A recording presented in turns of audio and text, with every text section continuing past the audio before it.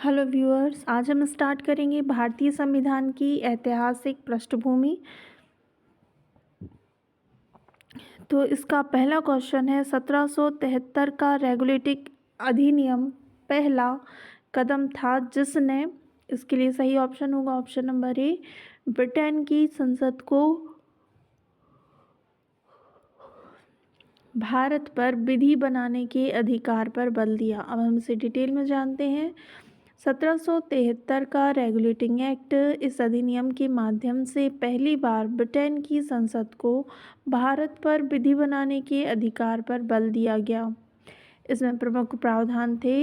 इस अधिनियम द्वारा बंगाल के गवर्नर को बंगाल का गवर्नर जनरल नाम दिया गया एवं उसकी सहायता हेतु एक 4 सदस्यीय कार्यकारी परिषद का गठन किया गया। ऐसे पहले गवर्नर जनरल वॉरेन हेस्टिंग थे।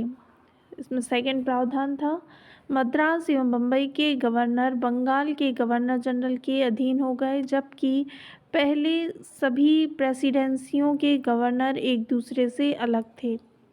तीसरा प्रावधान है, इसके अंतर्गत कलकत्ता के फोर्ट विलियम में 1774 में उच्चतम न्यायालय की स्थापना की गई, जिसमें मुख्य न्यायाधीश 3 अन्य न्यायाधीश थे।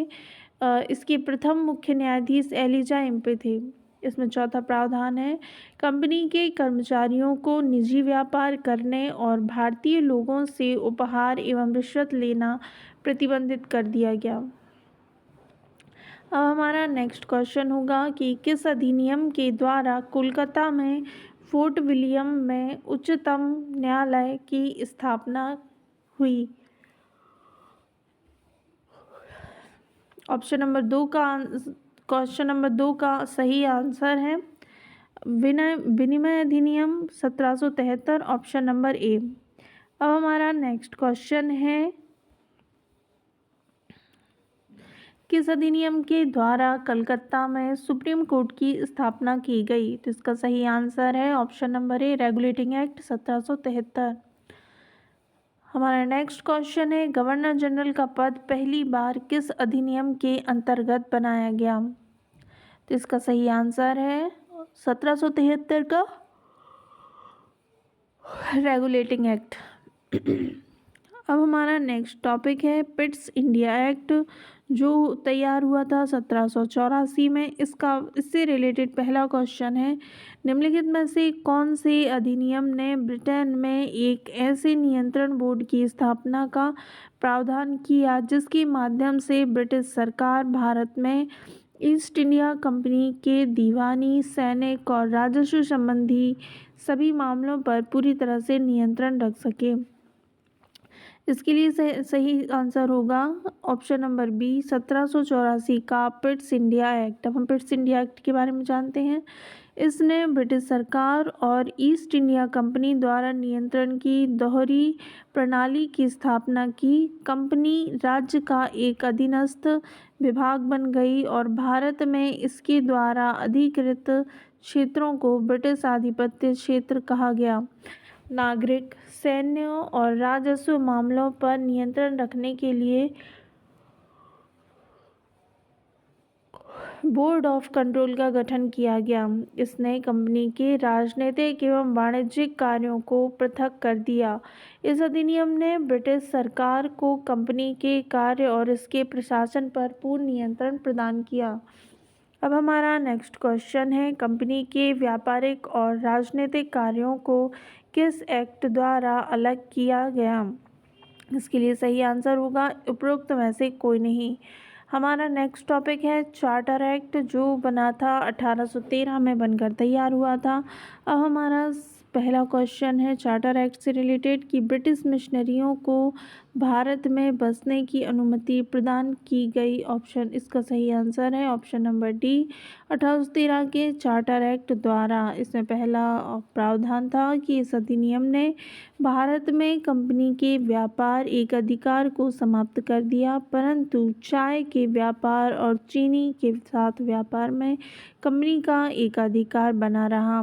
इसमें ऑप्शन नंबर, इसमें सही आंसर जो है उसका सेकंड नंबर है। इस अधिनियम ने धर्म प्रचार के लिए ईसाई मिशनरियों को भारत में बसने की छूट मिल गई थी। हमारा नेक्स्ट क्वेश्चन है, ब्रिटिश सरकार की किस अधिनियम ने सबसे पहली बार भारत में शिक्षा के लिए 1 लाख रुपए दिए थे? इसका सही आंसर होगा ऑप्शन नंबर बी, यानी कि चार्टर अधिनियम 1813 में।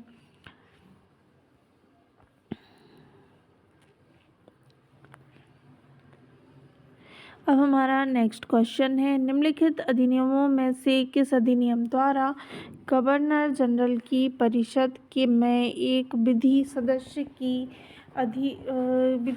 की अभिवृद्धि हुई?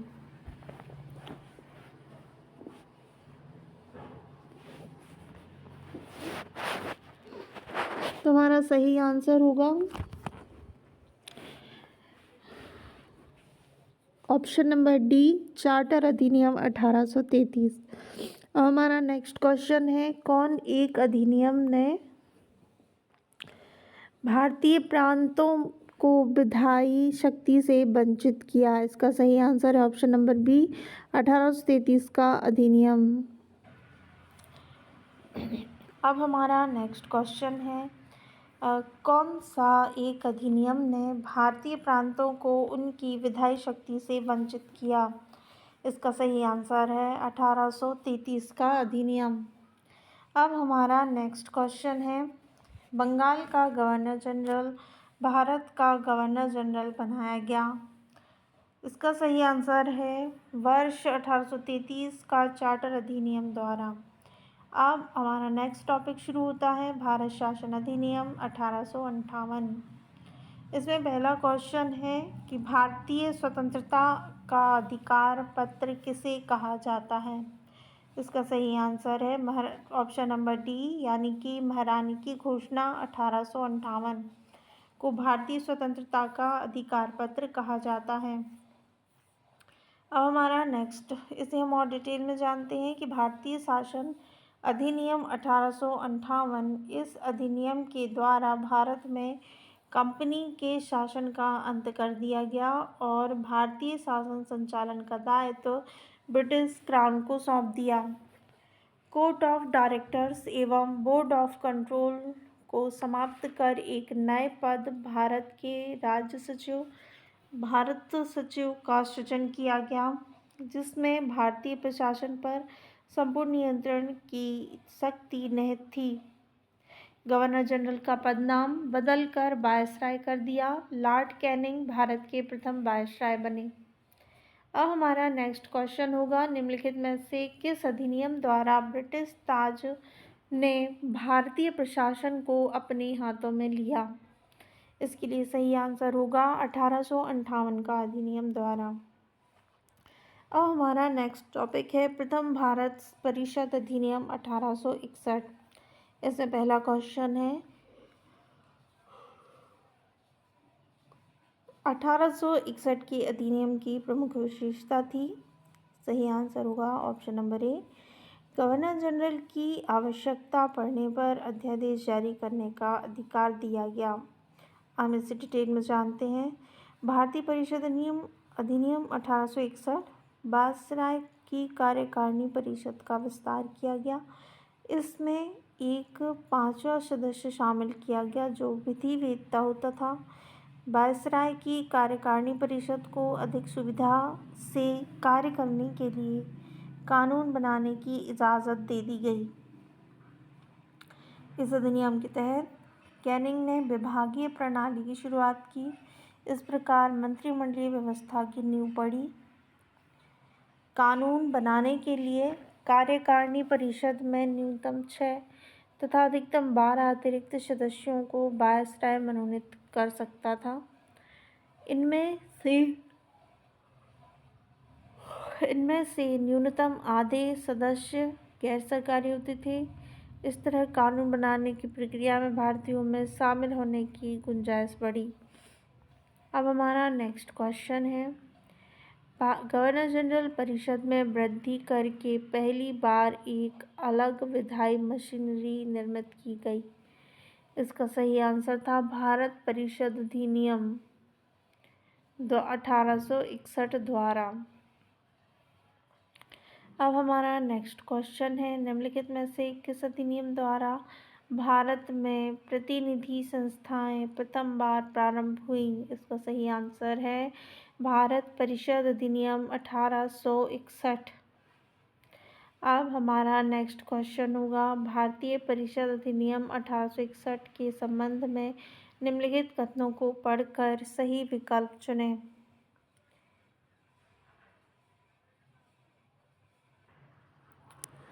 इसके लिए पहला ऑप्शन है, इस अधिनियम के फलस्वरूप गवर्नर जनरल की कार्यपालिका परिषद में कुल सदस्यों की संख्या 7 हो गई।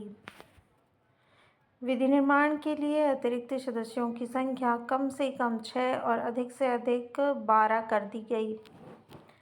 और थर्ड ऑप्शन है कि प्रांतीय और केंद्रीय विषयों में किसी तरह का भेदभाव नहीं रखा गया। अब इसके लिए सही कथन होगा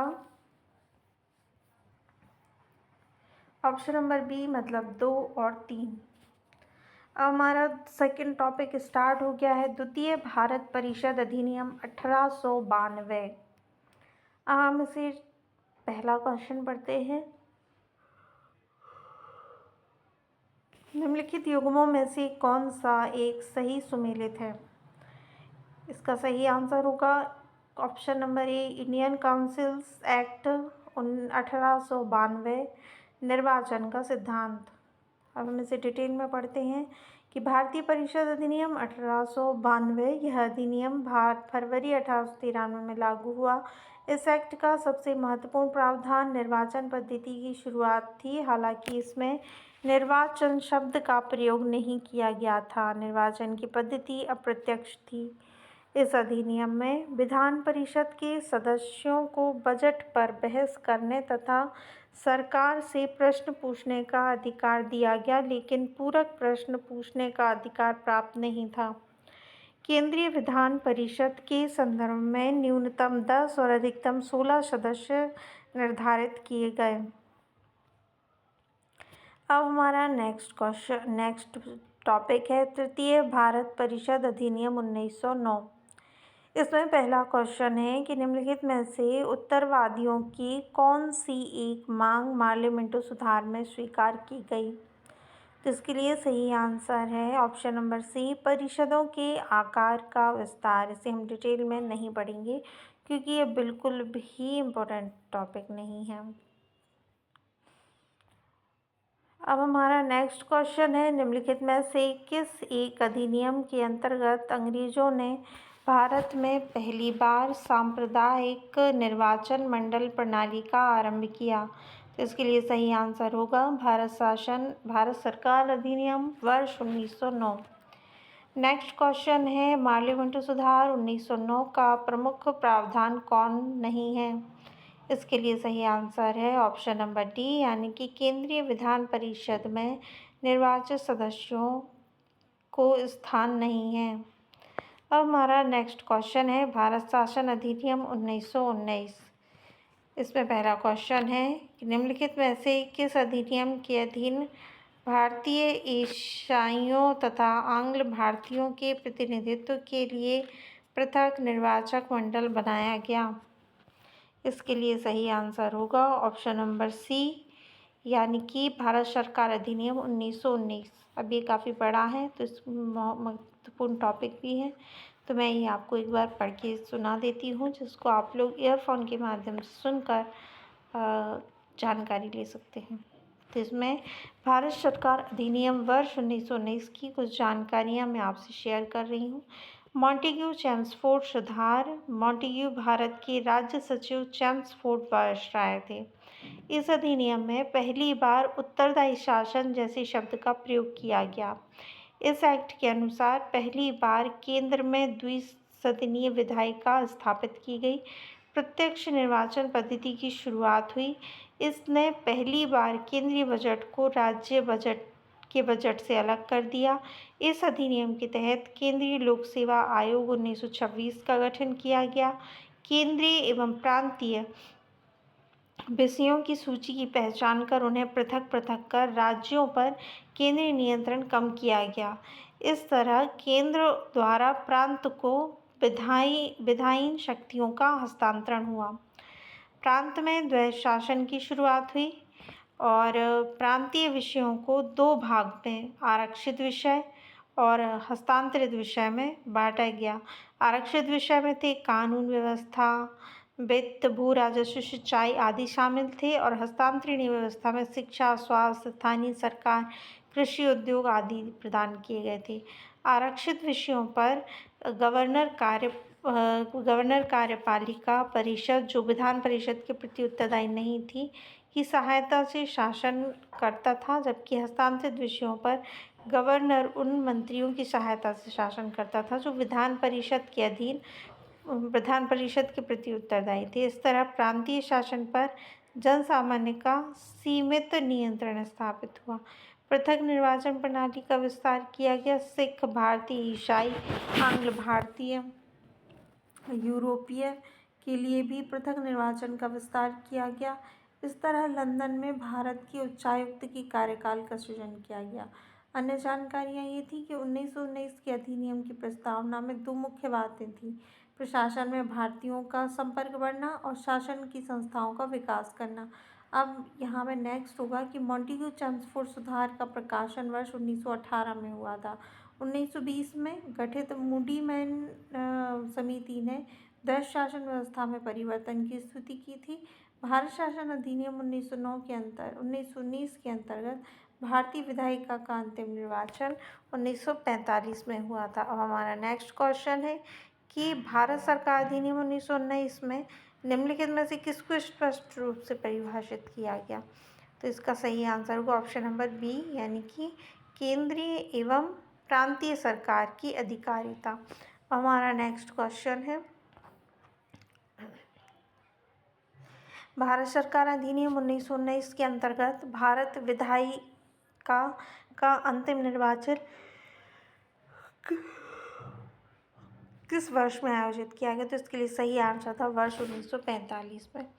अब हमारा नेक्स्ट क्वेश्चन है, 1919 के भारत सरकार अधिनियम ने इसके लिए सही ऑप्शन होगा ऑप्शन नंबर डी, यानी कि 1 और 2। भारत सरकार अधिनियम ने केंद्रों के द्विसदनीय विधानमंडल स्थापित किया और प्रांतीय कार्यकारिणी में द्विशासन आरंभ किया। हमारा नेक्स्ट क्वेश्चन है, भारत में द्वैध शासन सर्वप्रथम निम्नलिखित में से किसके अधीन आरंभ हुआ? तो इसके लिए सही आंसर होगा मॉन्टेग्यू फोर्ड सुधार के लिए। हमारा नेक्स्ट क्वेश्चन है, निम्नलिखित में से किस अधिनियम के अंतर्गत द्वैध शासन व्यवस्था लागू की गई? तो द्वैध शासन व्यवस्था लागू की गई, इसके लिए सही आंसर होगा भारत सरकार अधिनियम 1919 में। हमारा नेक्स्ट क्वेश्चन है, 1919 में के भारत सरकार अधिनियम की निम्नलिखित में से कौन सी प्रमुख विशेषताएं हैं? इसके लिए सही आंसर होगा ऑप्शन नंबर सी, यानी कि 1 और 3। प्रांतों की कार्यकारिणी सरकार में द्वैध शासन की व्यवस्था और केंद्र द्वारा प्रांतों की विधायिनी शक्ति का हस्तांतरण। हमारा नेक्स्ट क्वेश्चन होगा, केंद्र में कौन सा एक्ट द्विसदनीय विधायिका लाया? तो इसके लिए सही ऑप्शन है 1919 का एक्ट। अब हमारा नेक्स्ट क्वेश्चन है, भारत सरकार अधिनियम 1919 ने निम्नलिखित में से किसको स्पष्ट रूप से परिभाषित किया? तो इसका सही आंसर है केंद्रीय एवं प्रांतीय सरकार की अधिकारिता। हमारा नेक्स्ट क्वेश्चन है कि भारत के लिए उच्चायुक्त के पद का सृजन किया गया। तो इसके लिए सही ऑप्शन होगा 1919 के अधिनियम के अंतर्गत। हमारा नेक्स्ट क्वेश्चन है कि भारत सरकार अधिनियम 1919 किस पर आधारित है? तो इसका सही ऑप्शन है मॉन्टेग्यू चेम्सफोर्ड रिपोर्ट पर। हमारा नेक्स्ट क्वेश्चन है कि प्रांतों में आंशिक उत्तरदायित्व सरकारें निम्नलिखित में से किस एक एक्ट के अधीन गठित की गई थी? तो इसका सही आंसर है ऑप्शन नंबर ए, यानी कि द गवर्नमेंट ऑफ इंडिया वर्ष 1919। अब हमारा नेक्स्ट क्वेश्चन है कि सन 1919 के अधिनियम के अंतर्गत दी गई द्वैध शासन व्यवस्था में निम्नलिखित में से किस एक ने परिवर्तन के लिए स्तुति की थी? तो इसके लिए ऑप्शन है ऑप्शन नंबर 1, यानी कि मुंडी मैन समिति। अब इसमें नया क्वेश्चन होगा कि 1919 के अधिनियम की प्रस्तावना में निम्न बातें थीं। तो इसके लिए सही आंसर होगा ऑप्शन नंबर ए और बी, दोनों सही हैं, यानी कि प्रशासन में भारतीयों को संपर्क बढ़ाया जाए और दूसरा होगा कि स्वशासन की संस्थाओं का विकास किया जाएगा। अब हमारा नेक्स्ट क्वेश्चन है, मॉन्टेग्यू चेम्सफोर्ड सुधार का प्रकाशन कब हुआ था? तो इसके लिए सही आंसर है वर्ष 1918 में। अब नेक्स्ट क्वेश्चन है कि भारत सरकार अधिनियम 1919 द्वारा लागू किए गए दुशासन के बारे में कौन सा एक सही नहीं है? तो इसके लिए सही आंसर है ऑप्शन नंबर ए जो है वो सही नहीं है। अब जो सही है हम उसको पढ़ लेते हैं। तो हमारा पहला जो सही ऑप्शन है कि प्रांतीय विषय आरक्षित तथा स्थानांतरित विषयों में विभाजित किए गए थे। और इसमें ऑप्शन नंबर नेक्स्ट है वो सही है कि राज्यपाल विधान परिषद के निर्वाचित सदस्यों में से मंत्री नियुक्त करता है और राज्यपाल के पास बहुमत के निर्णय का प्रत्यादेश करने की शक्ति थी। अब हमारा नेक्स्ट क्वेश्चन है कि ग्रामीण विषयों का केंद्रीय विषयों से पृथक करने के लिए जिस अधिनियम में पहली बार सांविधिक नियम बनाए गए वह है ऑप्शन नंबर बी यानी कि भारत सरकार अधिनियम 1919। हमारा नेक्स्ट क्वेश्चन है कि मॉन्टेग्यू चेम्सफोर्ड प्रस्ताव 1919 की मुख्य क्या अनुशंसा थी? तो इसका सही आंसर है प्रांतीय शासन पर जन सामान्य का समिति नियंत्रण।